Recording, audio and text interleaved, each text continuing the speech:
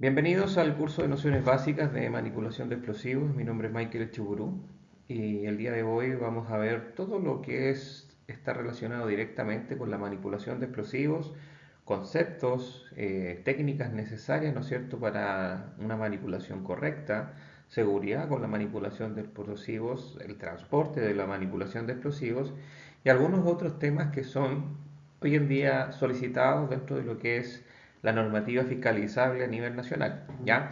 Son muchos aspectos importantes, pero debemos considerar justamente, ¿no es cierto?, el propósito que tiene esta normativa y que establece los mecanismos de cuidado, ¿no es cierto?, a los trabajadores en relación, ¿no es cierto?, al transporte de los explosivos, que eso es súper importante. Los puntos que vamos a tratar el día de hoy comprenden en relación, ¿no es cierto?, lo que la legislación establece, como por ejemplo la legislación vigente aplicable sobre el transporte, manipulación y uso de almacenamientos de explosivos, establecer los conceptos de explosivo, explosión, detonación, deflagración, etcétera, conceptos importantes dentro de lo que es la minería a nivel general, explicar el uso de los explosivos y sus accesorios en el caso de la presencia de agua con, en este caso, ¿no es cierto?, una calidad de roca mala o en este caso con posibles tiros quedados, que parte importante de la seguridad de estos procesos tiene mucho que ver con ese punto. Tipos de explosivos que se usan en la minería no metálica, también, ¿no es cierto?, particularmente la del carbón.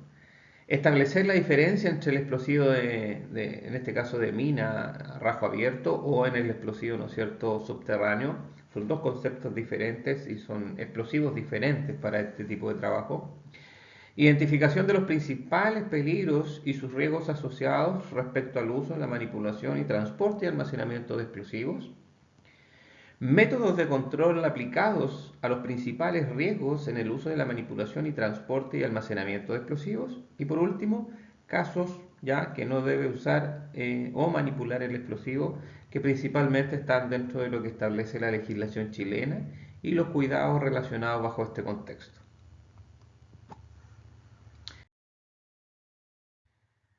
Legislación chilena y el manejo sobre los explosivos a nivel general.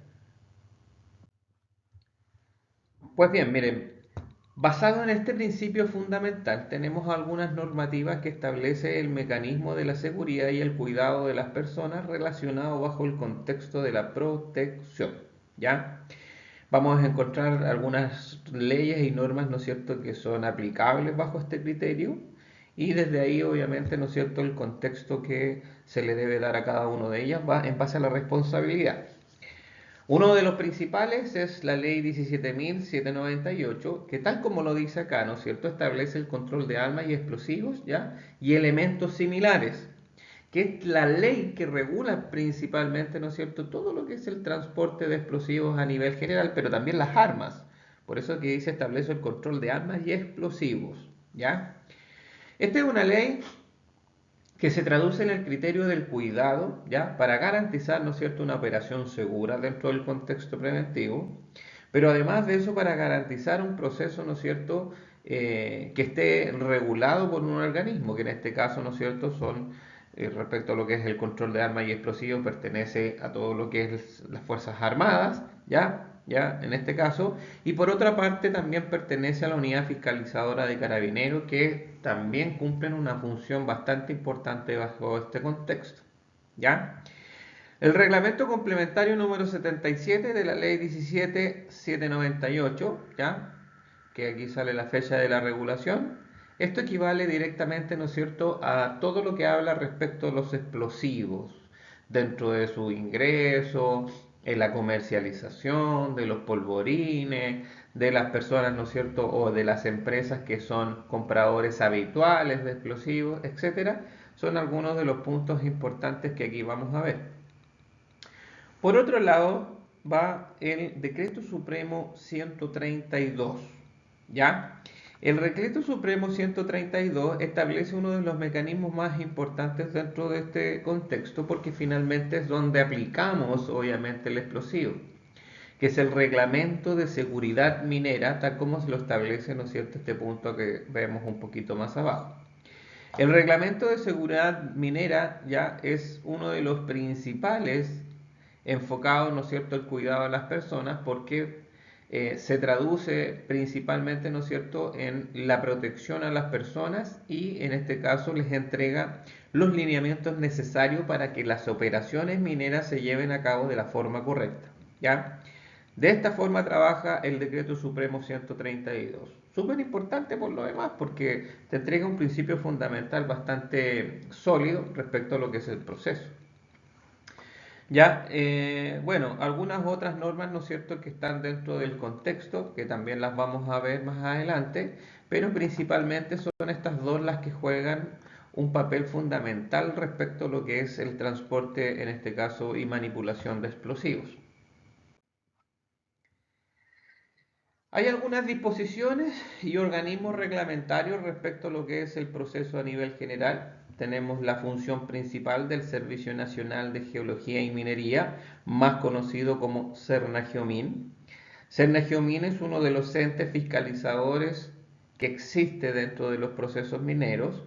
Son expertos profesionales en las áreas y desde este punto de vista se preocupan principalmente de hacer cumplir las normas y reglas asociadas al Decreto Supremo 132 que establece el marco del Reglamento de Seguridad Minera. Súper importante. ¿Qué nos dice, no es cierto, las funciones del Sernageomin? Uno de los principios fundamentales es estudiar e informar los antecedentes relacionados con las instalaciones para almacenamiento de explosivos que se utilicen en las faenas mineras o en otras que sean requeridas por la Dirección General, ya en este caso de armas o en este caso de explosivos a nivel general, porque también pertenece a la Dirección General, ¿ya? Informar a la Dirección General sobre los accidentes ocurridos en las instalaciones, ¿ya?, para almacenar explosivos, que esté en marco, ¿no es cierto?, del explosivo en sí. Y por otro lado, proporcionar asesoría técnica especializada a la Dirección General y autoridades fiscalizadoras del país directamente a través de sus delegados, ¿ya? Por lo tanto, si ustedes se ponen a pensar, Sernageomin cobra un papel bastante importante dentro de este proceso. Tenemos algunos conceptos que usted debe conocer respecto a lo que es finalmente los explosivos y cómo estos funcionan. Algunos de estos conceptos que podemos ver acá es explosivos, explosión, detonación, deflagración, ya que son conceptos importantes. Vamos a ir viendo uno por uno. En el caso del explosivo es una mezcla o sustancia o compuesto químico que frente a un detonador experimenta una reacción muy rápida y muy violenta, creando una onda de choque que tritura las rocas, ¿ya? Los productos generados son en su mayoría gases, ¿ya?, que al expedirse debido, ¿no es cierto?, expandirse debido a las altas temperaturas, efectúan una gran presión, ayudando, ¿no es cierto?, a la rotura principalmente del macizo rocoso y la destrucción de la roca, ¿ya? Luego vamos a ver cómo funciona en este caso el explosivo al interior de la roca. Súper importante. Explosión es la liberación simultánea de energía calórica, lumínica y sonora, ya post-tronadura. Detonación es un drástico proceso de transformación de energía que contiene un material casi siempre de naturaleza química que se intercambia a elevadas velocidades por un medio adyacente, ¿ya? Esa es la parte de la detonación. Y por último tenemos el significado de la deflagración, ¿ya? La deflagración, también conocida como la explosión en sí, es una combustión súbita con llama a baja velocidad, ¿ya?, de propagación sin explosión, ¿ya? Es una combustión súbita con llama a baja velocidad, ¿ya?, de propagación sin explosión, ¿ya? Eso es lo que significa finalmente el contexto de la deflagración. Pongan atención a este video.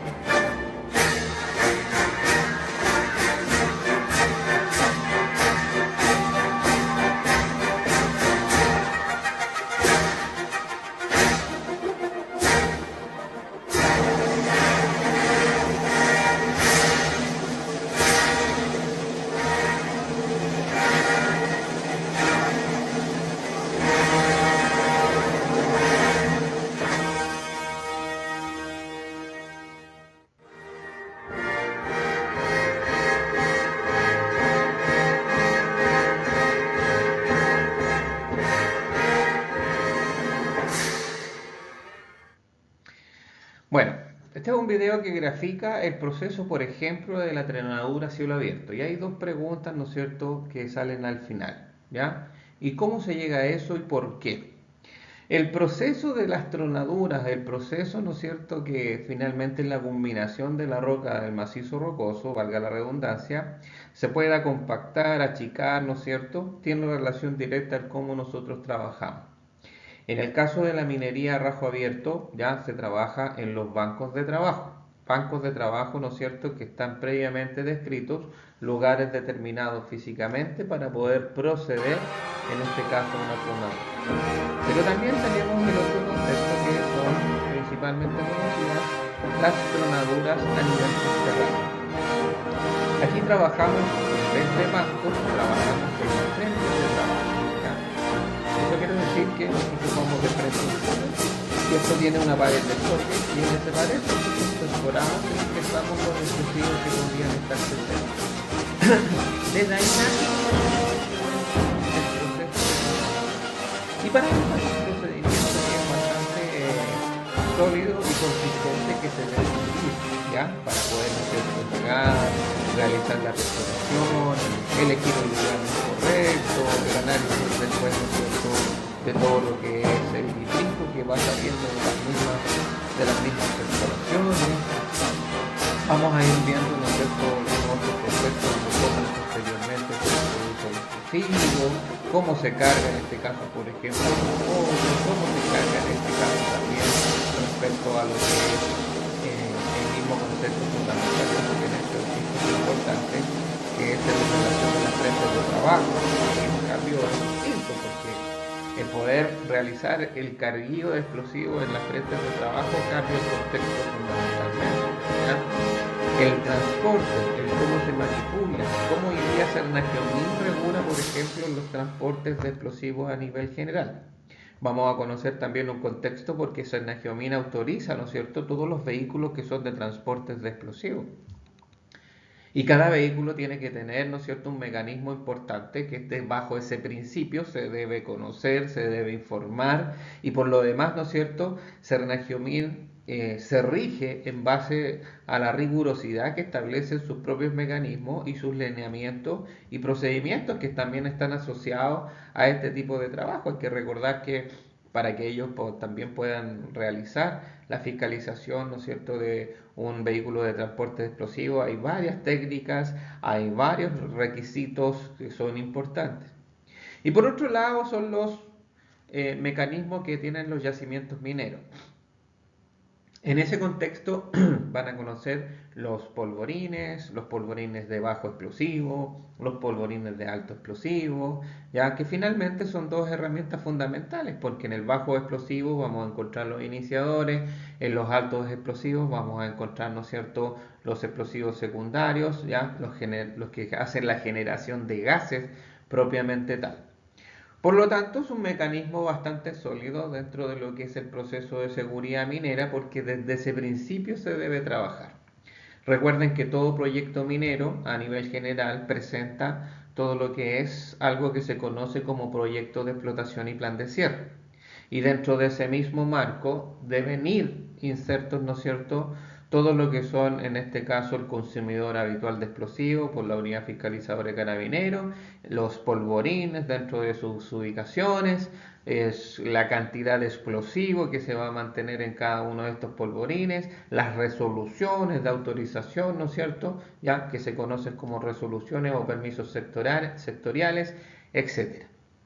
Esos son como los principios fundamentales respecto a esto. En el próximo capítulo vamos a ver todo lo que comprende la manipulación de explosivos y la importancia de cada uno de ellos. Nos vemos en el siguiente módulo.